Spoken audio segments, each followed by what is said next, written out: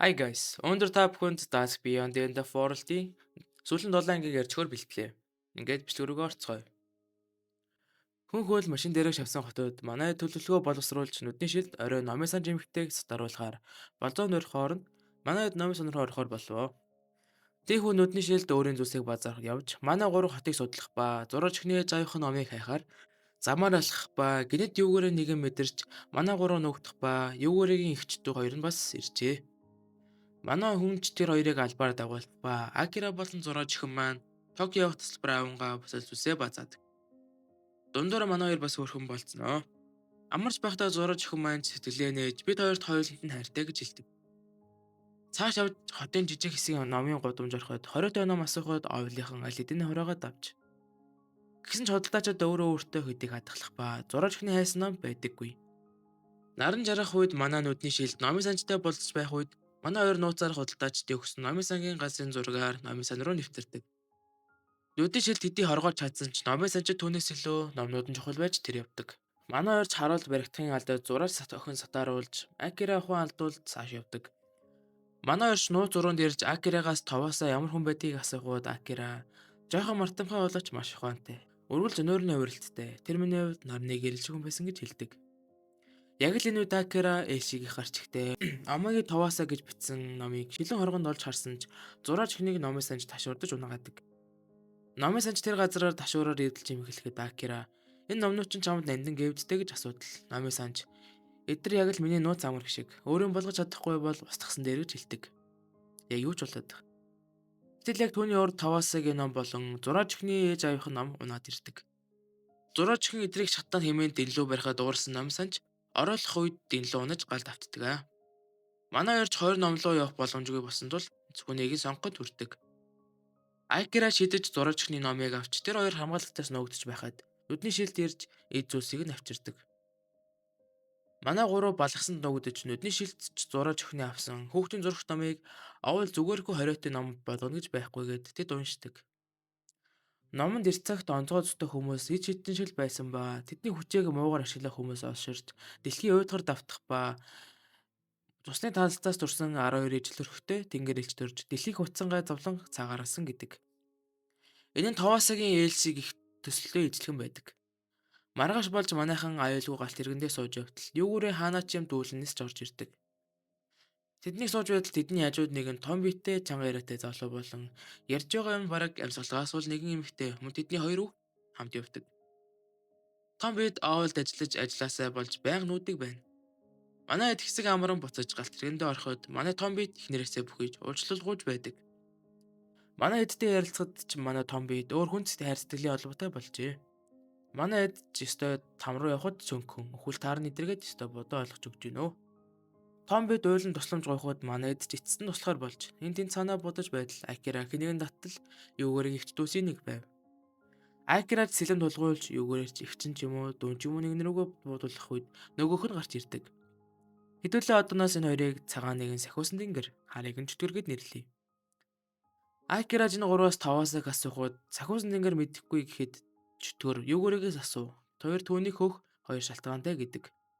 Эхнийх нь мэдээж офсайд сервис буюу супер хүчрхэг зэвсэг хяналттай байлах. Дараагийнх нь 5-аас хаана байгааг мэдэх байдаг. Юугээр Акира хоёр ч хойлгоноо ярилцах ба зураачхын түүнийг нууцаар харан сонсож байдаг. Акира 5-аас асуусан ч юугээрээ би түнд нэгэн амлалт өгсөн. Хизээ нэгэн цагт хэлж чадах байх гэж хэлэх ба манай зураач охинч тэр хоёрыг харж бяцхан зүрхэн хүчтэй зохиолох мэт болноо. Манай эд бүгд хамт сууж том битийн нийлүүлэх төлөвлөгөө үргэлжлүүлэх ба чөтгөр маань ганцаараа сууж ууз суухтаа өнгөрснийг бодноо. Товоосоо нэгэн газар 12 андроид бүтээж түүнийгээ миний охид хэмээд нэрлэдэг. Харин чөтгөр яагаад юугээрээ дургу болсон бэ гэвэл Товоосоо нэг л өдөр алга болж харин ганцхан юугээрээ авч өгсөн ба бусад нь юу ч хэлэлгүй явж. Дүр солигдож манай эд том битийг эвлэрүүлэхээр очих. Том бит ч эцэг барьсаар уучлах үйдэг. Манай зураач охин л үед Акира болон юугүрэ хоёрын ажралтай байхыг харж ганцаар яван ариун цэврийн өрөөний болонд үжин сэтгэлээ барьж чадалгүй гуйныхан мөчөөд түүний хажууд нэгэн эмэгтэй ойлгох ба том битийн ихнэр байдаг. Хүүхэд нь ярьж түүнд зурсан зургийг харуулхад эмэгтэй зурган дээр ажралтын нэлсэн өрийн дүрийг харж сэтгэл нь улам шархалдаг. Тэрээр шийдэн том биттэй уулзаж хэдий биендээ хайртай боловч Би чамайг гэмшиж байгааг мэдэж байна.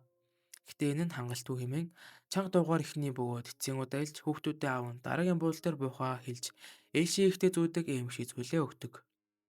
Том бид ч уйлан авч биендээ хайртайгаа хэлдэг. Хэдий би биендээ хайртайж очих ёсгүй учраас зурагдаж боломгүй зураг гэж байсан бол Акирач зураач өхнөө зурсан юугаар болон өөрийг нь ажаргалтай үеийг зурсан байдаг.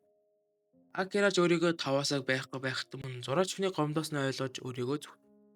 Дараагийн буудалж ирж том биет галт тэргэнд үлдэж эхнэр нь хоёр хүүхдээ аван бууж тэднийг замсалдаг. Манайд цааш явж сүүлийн зогсоол ирэхэд гомдол уурандаа шатсан чөтгөр юугүрээтэй дулддаг. Ширэн тулааны эзэс чөтгөрөө өвдөөс өгдөж юугүрээ түнд 5-2-ыг тайван байлгах одоо мартах хэрэгтэй гэж хэлдэг. Харин ч тэр 5-аас тэр 2-ыг юу ч хэлгүй явсан хэмээн уурлаж сэлмээ авч юугүрийн гол цөмийг эвддэг.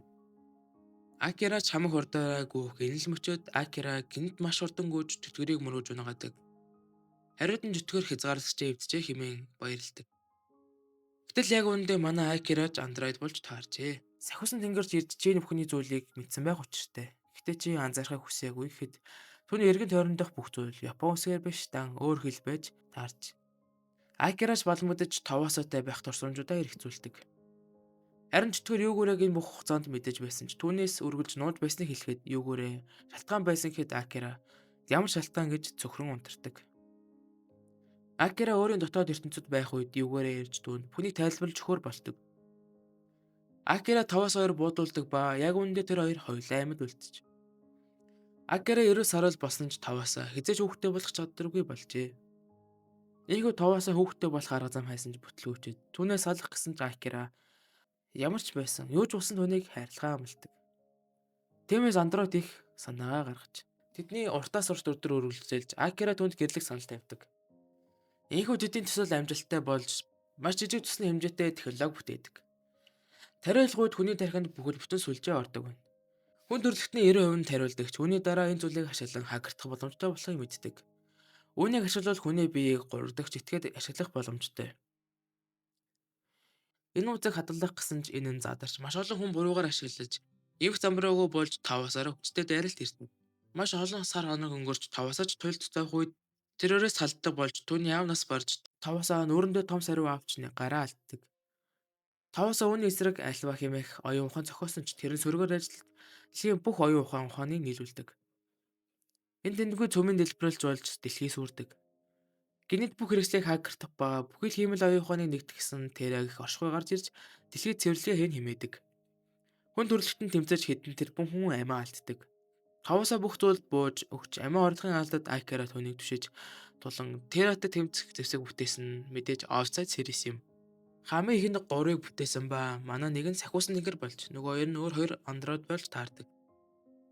Мөн цаашлан андроидууд төрсний дотроос өндөр устгах чадамжтай манай чөтгөр Тераг устгах зориулттай мемэ болон хамгийн төгс Best of Best-ээр манай югээрээ бүтээгддэг.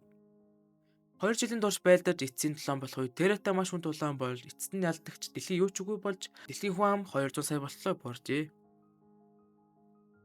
Үүний дараа мөслийн үе болон хэмээн таамагсан 5-аас Femto шавж бүтээж дэлхийд даяар тарааснаар дэлхий аймад ургамлаар дүүрсний хажуугаар Owl гэх байгууллага баригджээ. Энэ нь дэлхийг сэргээх зорилготой байгууллага байв. Үүний үүсгэн байгуулагчаар Акира сонгогдсон байдаг. Owl-ийн нэгэн том шийдвэр бол ухаалаг технологиг байхгүй болгосон юм. Үүний дараа 5-аас алга болж Акирад үлдээсэн сүүлийн зурваст би маш олон алдаа гаргасан. Энэ бол өршөөгдөшгүй нүгэл.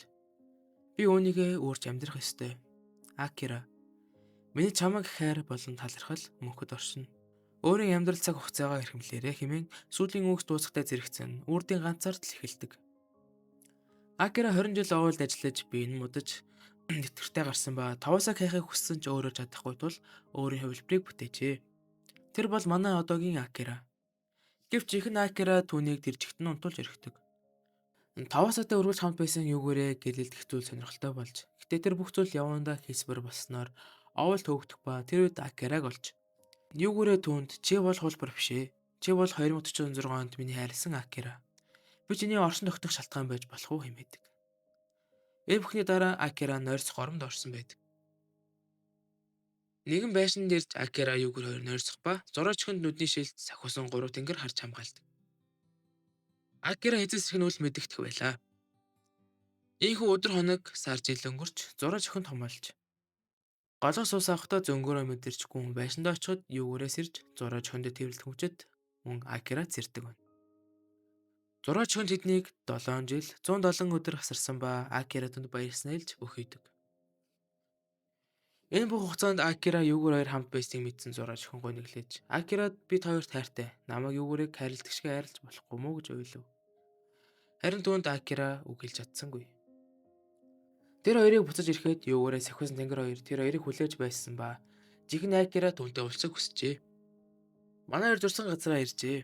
Гэтэл дүр солигдож нүдний шил зураач өхнийг нэгэн лабораторид авчирч түүнд нөгөө цус шиг жижиг сүлжээг тарьдаг. Нүдний шил дагуунтай эсрэг дүр болж таардаг. Энэ эсийг үзээд тэгтээ үнэхээр л итгэв. Тэгээд түүний Акира болон юугаарыг сэтгэлийн гүндийг шарахаар өөрийн болгож удирддаг.